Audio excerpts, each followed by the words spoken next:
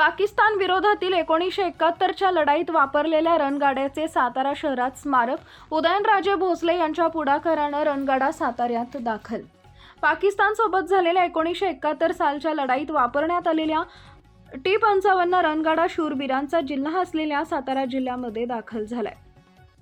सातारा शहरातील सुभाषचंद्र बोस चौकामध्ये या रणगाड्याला आता बसवण्यात आलेला आहे। उदयनराजे भोसले यांच्या पुढाकाराने हा ऐतिहासिक रणगाडा सातारा नगरीत दाखल झाला असून आता तो शूरवीरांच्या जिल्ह्याचे नावलौकिक आणखीनच वाढवणार आहे।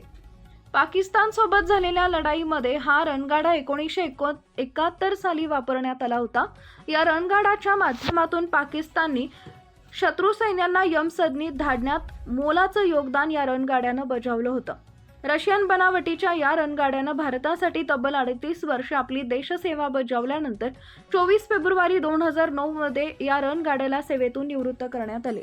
या ऐतिहासिक रणगाड्याचं स्मारक शूरवीरांच्या जिल्ह्यात उभारण्यासाठी खासदार उदयनराजे भोसले यांनी पुढाकार घेऊन सातारा नगरपालिकेच्या माध्यमातून सातारा शहरातील सुभाषचंद्र बोस चौकामध्ये त्यासाठी सुशोभीकरण करून हा रणगाडा बसवण्यात आला आहे। शूरवीरांच्या जिल्ह्यातील हे स्मारक आता एक ऐतिहासिक स्मारक म्हणून ओळखलं जाणार असून साताऱ्यात या ऐतिहासिक रणगाड्याला पाहण्यासाठी आता नागरिकांची गर्दी होताना दिसत आहे। तर ऐतिहासिक रणगाड्याला साताऱ्यात आणून त्याचं स्मारक केल्याबद्दल या शूरवीरांच्या जिल्ह्यामधून देखील त्यांचं मोठ्या प्रमाणात कौतुक होत आहे।